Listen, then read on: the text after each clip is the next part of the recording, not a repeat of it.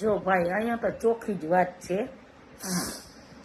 અમારા આગળ એટલો ફ્રીનો ટાઈમ છે જ નહીં કે અમે કોકની ભરવાયુંમાં ધ્યાન દઈએ.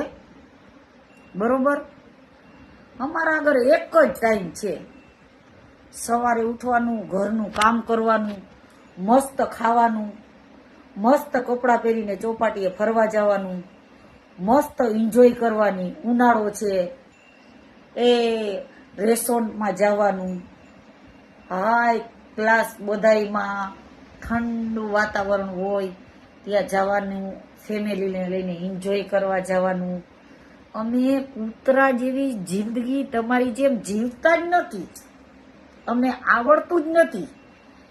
કેમ કે ઉપરવાળાની કહેવત છે, ખાલી આવ્યા છો અને ખાલી જવાના છો.